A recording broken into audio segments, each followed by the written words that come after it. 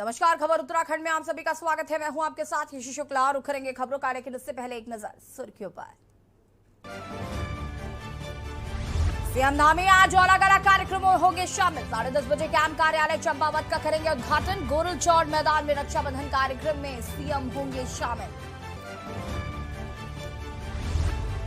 भाजपा प्रदेश अध्यक्ष महेंद्र भट्ट ने अपने बयान को किया स्पष्ट, कहा किसी को तिरंगा लगाने में क्या परेशानी हो सकती है। तिरंगे को लेकर सियासत तेज। भाजपा प्रदेश अध्यक्ष का बयान, कहा आरएसएस से तुलना करना कांग्रेस की ना समझी, हर सवाल के दिए जवाब।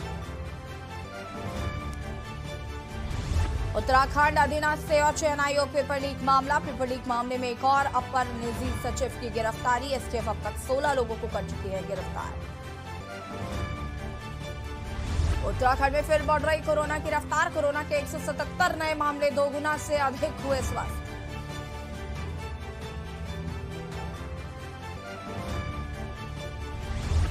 उत्तराखंड में भारी वर्षा के कारण पर्वतीय क्षेत्रों में दुश्वारियां। 15 अगस्त को तेज बौछारों के आसार। आप देख रहे हैं के न्यूज, खबरों का सारथी।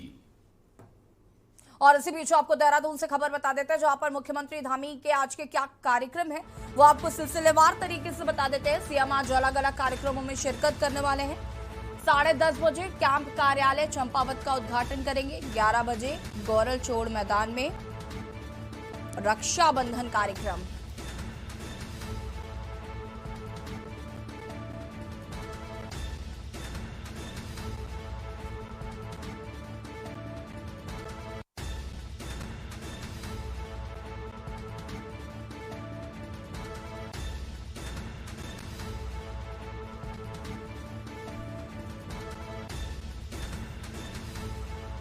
साढ़े 10 बजे कैंप कार्यालय का करेंगे उद्घाटन।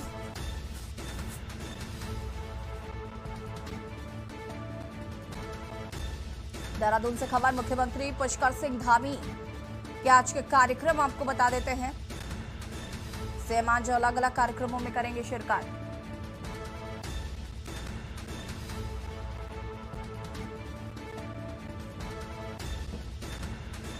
सीएम आज अलग अलग कार्यक्रमों में शिरकत करेंगे।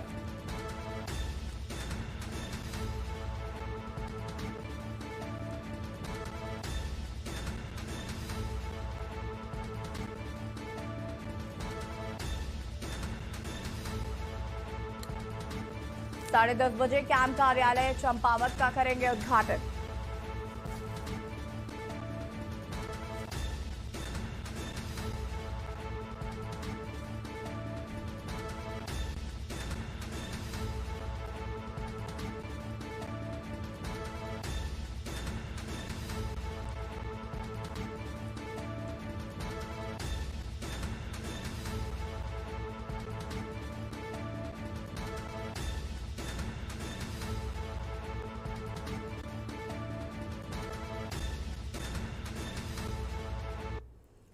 खबर चंपावत से है, जहां पर मुख्यमंत्री पुष्कर सिंह धामी चंपावत जिले के विभिन्न कार्यक्रमों में शामिल होने के बाद लोहा घाट में स्थित अद्वैत आश्रम मायावती पहुंचे, जहां पर दिव्य स्थल है, जहां पर स्वामी विवेकानंद ने प्रवास किया था। आश्रम पहुंचे मुख्यमंत्री ने कहा कि स्वामी विवेकानंद ने यहां पर तपस्या की थी।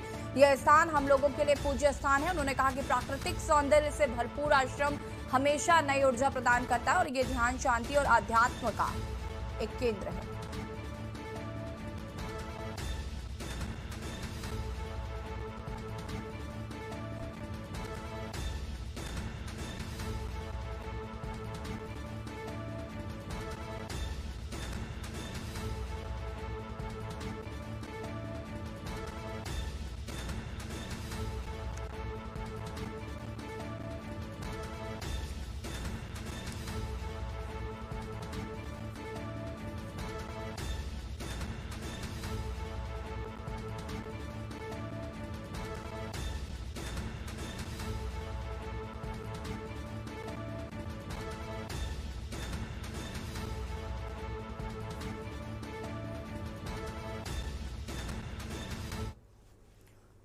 उत्तराखंड भारतीय जनता पार्टी प्रदेश में लोकसभा की 5 सीटों पर प्रचंड जीत के लिए अब अपनी नई रणनीति तय कर चुकी है।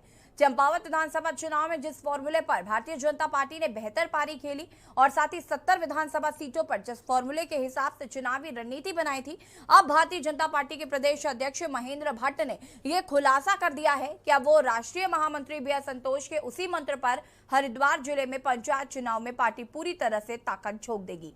भारतीय जनता पार्टी के नए कप्तान महेंद्र भट्ट की सबसे पहली परीक्षा हरिद्वार जिले में त्रिस्तरीय पंचायत चुनाव कराना है। भट्ट केंद्रीय नेताओं से पंचायत चुनाव की रणनीति पर भी विचार विमर्श कर चुके हैं। साथ ही पार्टी पंचायत चुनाव पर अपना बेहतर प्रेजेंटेशन और प्रेजेंट एक्शन करने के लिए चंपावत उपचुनाव में हुई प्रचंड और ऐतिहासिक जीत दर्ज कराने के बाद उसी फॉर्मूले पर आगे की रणनीति तय कर चुकी है। ये पूरी रिपोर्ट आपको दिखाएंगे, लेकिन उससे पहले रुकेंगे छोटे से ब्रेक के लिए। चौल हाजिर होता है। आप देख रहे हैं के न्यूज, खबरों का सारथी।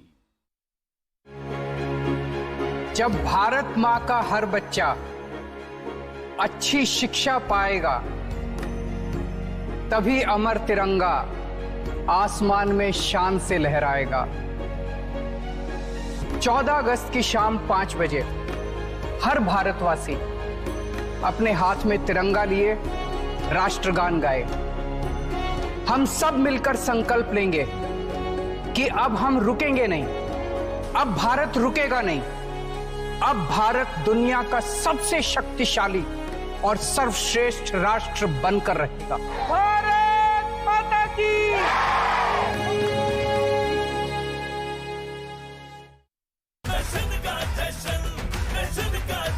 जहां इंडिया करे सेलिब्रेशन, वहां होए टशन का जश्न। राजश्री इलायची टशन का जश्न।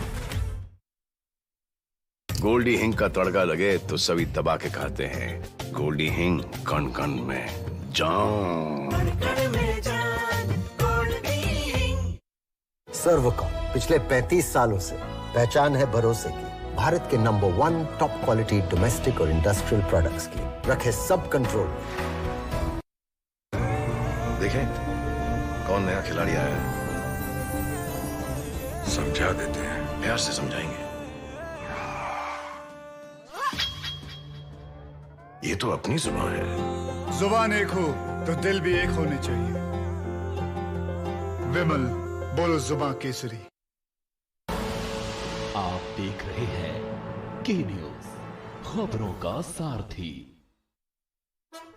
ब्रेक के बाद एक बार फिर से आप सभी का स्वागत है। और ब्रेक से पहले हम बात कर रहे थे भारतीय जनता पार्टी के नए प्रदेश अध्यक्ष की, जिनके लिए पहली परीक्षा हरिद्वार जिले में त्रिस्तरीय पंचायत चुनाव कराना है। भट्ट केंद्रीय नेताओं से पंचायत चुनाव की रणनीति पर विचार विमर्श कर चुके हैं। साथ ही पार्टी पंचायत चुनाव पर अपना बेहतर प्रेजेंट एक्शन करने के लिए चंपावत उपचुनाव हुई और प्रचंड ऐतिहासिक जीत दर्ज कराने के बाद अब उसी फॉर्मूले पर आगे की रणनीति तय कर चुके हैं। देखिए रिपोर्ट।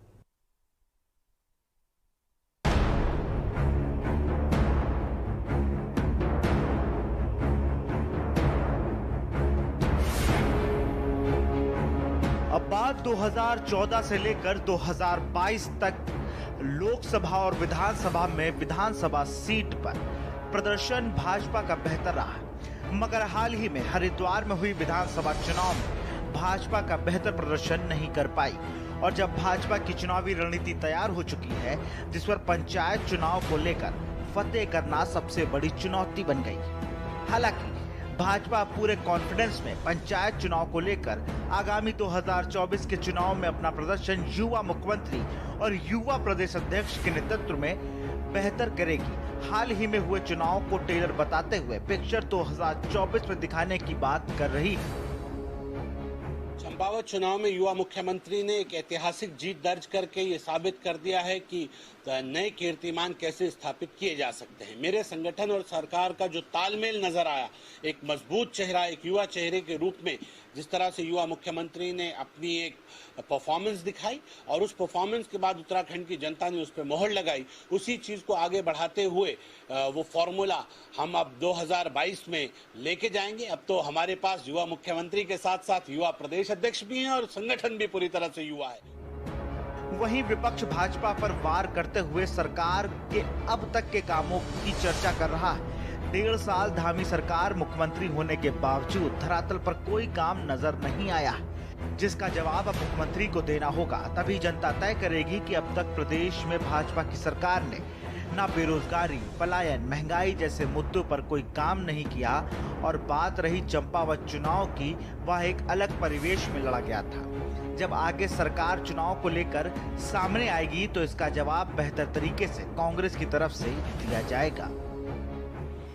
देखिए, भारतीय जनता पार्टी को पहले ये बताना होगा कि 5 साल में सत्ता में रहकर उन्होंने इस प्रदेश के लिए क्या उपलब्धियां हैं, और जो 1 साल अब ये सरकार पूरा करेगी आने वाले समय में, जब नगर निकाय चुनाव होंगे तो सरकार को अपने 1 साल की उपलब्धि बतानी होगी और धामी सरकार को अपनी 1.5 साल की उपलब्धि बतानी होगी। बेरोजगारी चरम पर है, युवा सड़क पर रोजगार के लिए तड़प रहा है, महंगाई आप देख रहे हैं क्या हाल है इस प्रदेश का। प्रदेश की कम से कम 250 से 300 सड़कें भी बंद पड़ी हैं। राजनीतिक विशेषज्ञों की माने तो इस बार हरिद्वार का पंचायत चुनाव लिटमस टेस्ट की तरह होने जा रहा है, क्योंकि अब तक हरिद्वार में कांग्रेस का प्रदर्शन भाजपा के मुकाबले बेहतर रहा है और यही वजह है कि इस बार पंचायत चुनाव आने वाले लोकसभा चुनाव का निर्णय भी घोषित कर सकते हैं। क्षेत्र का विस्तार ज्यादा हुआ है, तो ऐसे में जो मत प्रतिशत है उसमें भी बदलाव आया है। वोटर्स जो पहले ग्रामीण वोटर्स था उनमें से अब काफ़ी वोटर्स शहरी क्षेत्र में आ गया है। तो देखने वाली बात होगी कि अब पंचायत चुनाव किस तरह का मोड़ लेता है।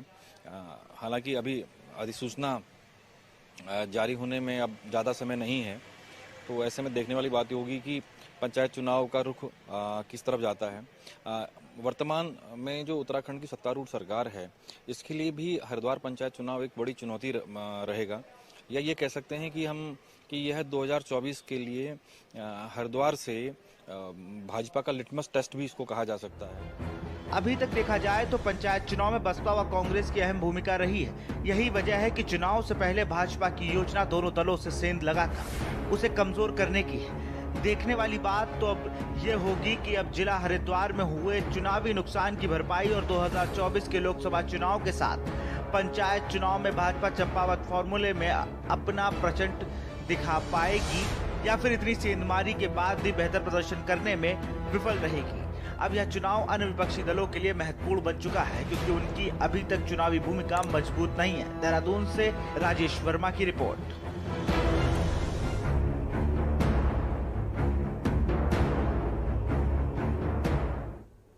और यहाँ रुकें, छोटे से ब्रेक के लिए जल्द हाजिर होते हैं। आप देख रहे हैं के न्यूज, खबरों का सारथी। आजादी के 75 वर्षों को पूरा देश अमृत महोत्सव के रूप में मना रहा है। प्रधानमंत्री श्री नरेंद्र मोदी जी के आह्वान पर देशवासी हर घर तिरंगा अभियान में बढ़ चढ़कर हिस्सा ले रहे हैं। आप भी 13 से 15 अगस्त को इस गौरवमयी अभियान का हिस्सा बने और अपने घर पर राष्ट्रीय ध्वज को फहराएं। बस कुछ नियम हैं जिनका ध्यान रखना जरूरी है। तिरंगा कॉटन, पॉलिएस्टर, ऊनी, रेशमी या खादी कपड़े का बना होना चाहिए। ये हाथ से बुना, सिलाई या मशीन का बना भी हो सकता है। झंडा किसी भी साइज का हो, लेकिन लंबाई और चौड़ाई का अनुपात 3:2 होना जरूरी है। पहले रात में राष्ट्र ध्वज को फहराने की अनुमति नहीं थी, लेकिन अब हम पूरी शान से तिरंगे को दिन रात फहरा सकते हैं। लेकिन ध्यान रहे कि जब भी राष्ट्र ध्वज फहराएं तो उसे सम्मान की स्थिति में होना चाहिए। केसरिया हिस्सा हमेशा ऊपर रहेगा। इसे उल्टे तरीके से प्रदर्शित नहीं किया जा सकता। किसी भी दूसरे झंडे को तिरंगे से ऊंचा या बराबर नहीं फहराया जा सकता। राष्ट्र ध्वज को फहराते समय ध्यान रहे कि तिरंगा जमीन से न छुए और वो क्षतिग्रस्त या अव्यवस्थित न हो। राष्ट्रीय ध्वज का उपयोग किसी तरह की सजावट के लिए नहीं किया जा सकता है और न ही तिरंगे पर कुछ भी लिखा जा सकता है। इन नियमों का पालन करते हुए आइए अपने देश की शान, हमारे राष्ट्र ध्वज को पूरे आदर और जोश के साथ फहराएं। हर घर तिरंगा लहराएं। मेरा आपसे अनुरोध है कि आगामी 13 से 15 अगस्त को आप सभी अपने अपने घरों पर तिरंगा फहराकर राष्ट्र के प्रति अपने समर्पण और देशभक्ति का परिचय देकर संपूर्ण विश्व में भारतवर्ष की राष्ट्रीय एकता का संदेश पहुंचाएं। धन्यवाद। जय हिंद।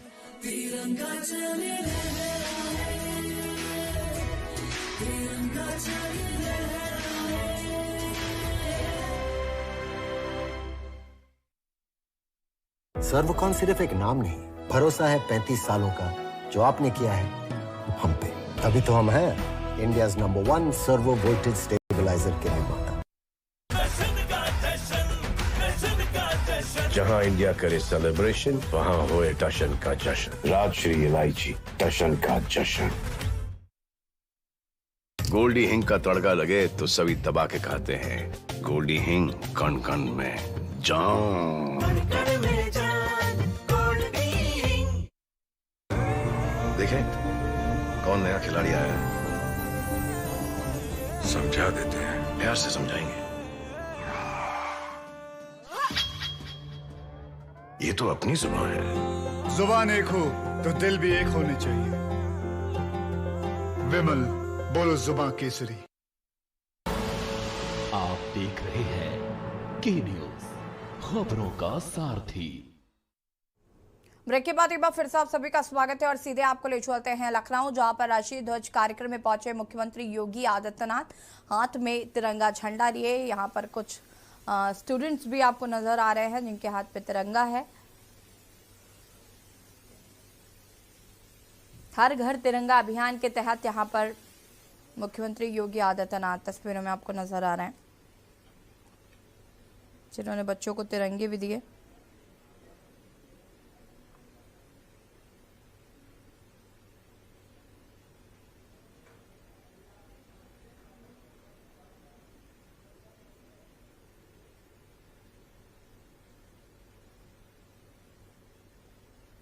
और यहाँ पर आप देख सकते हैं मुख्यमंत्री योगी आदित्यनाथ राष्ट्रीय ध्वज कार्यक्रम में सम्मिलित हुए हैं। यहाँ पर उन्होंने बच्चों को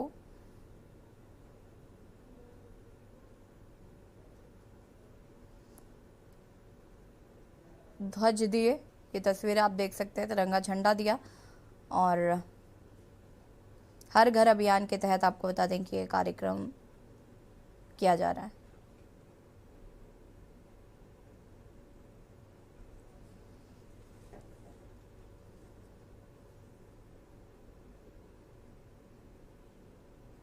ये तस्वीरें यहाँ पर आप देख सकते हैं। हर घर तिरंगा अभियान के तहत ये कार्यक्रम, राष्ट्रीय ध्वज कार्यक्रम में सम्मिलित होते सीएम योगी। तस्वीर आपको दिखा रहे।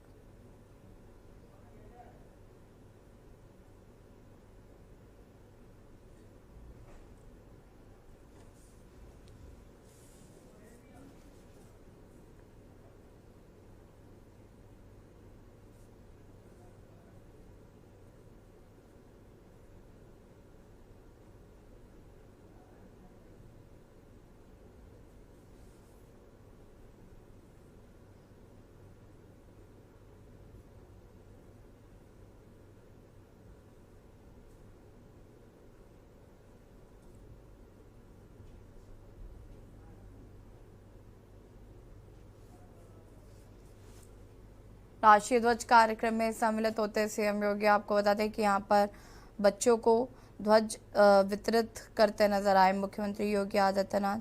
आपको बता दें कि यहाँ पर हर घर तिरंगा अभियान के तहत एक कार्यक्रम आयोजित किया गया है। कार्यक्रम में नवनीत सहगल भी शामिल हुए।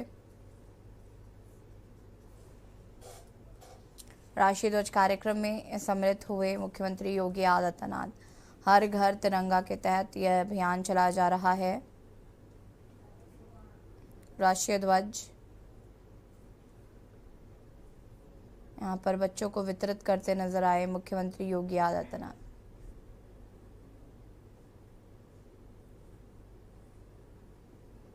हर घर तिरंगा के तहत ये कार्यक्रम आयोजित किया जा रहा है। तस्वीरें आपको हम दिखा रहे हैं, राष्ट्रीय ध्वज कार्यक्रम की तस्वीरें।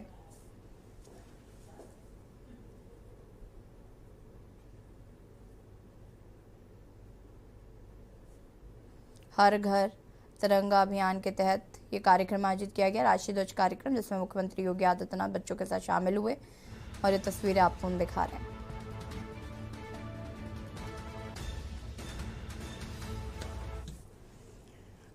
और खबर हरिद्वार से, जहां पर अखिल भारतीय अखाड़ा परिषद के अध्यक्ष रहे महंत नरेंद्र गिरी की मौत के मामले में शिकायतकर्ताओं द्वारा एफआईआर वापस लेने की अर्जी पर हरिद्वार में महंत रविंद्र पुरी ने कड़ी आपत्ति जताई है। अखाड़ा परिषद के अध्यक्ष महंत रविंद्र पुरी ने कहा कि पुलिस और सीबीआई की जांच के बीच एफआईआर वापस लेने की बात उनके गले नहीं उतर रही। इसमें जरूर कोई साजिश है और जल्द ही प्रयागराज जाकर शिकायत वापस लेने की अर्जी लगाने वाले अमर गिरी और पवन महाराज को अखाड़े से निष्कासित करेंगे।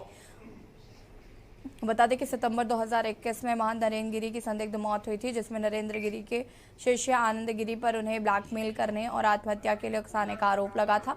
मामले में अखाड़े के ब्रह्मचारी अमर गिरी और पवन महाराज द्वारा एफआईआर दर्ज कराई गई थी।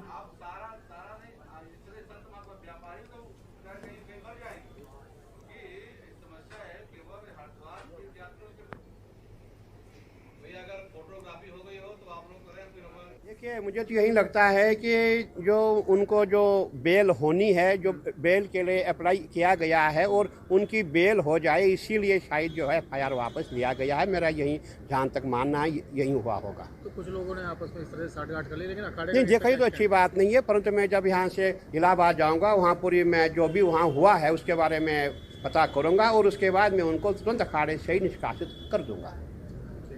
कहना चाहता हूँ, शायद आपने पढ़ा होगा और देखा भी होगा कि अभी कुछ दिन पहले उन्होंने जो है बेल रिट जो है इलाहाबाद हाई कोर्ट में आनंद गिरी ने दायर की थी। तो लगता है मुझे उसी के कारण उनको जो है बेल में रिलीफ मिले, इसी कारण उन्होंने जो है ये कार्य किया। इसके लिए सब इलाहाबाद जा रहे हैं। खबर उत्तराखंड में फिलहाल आता है, देखते रहिए के न्यूज़ इंडिया।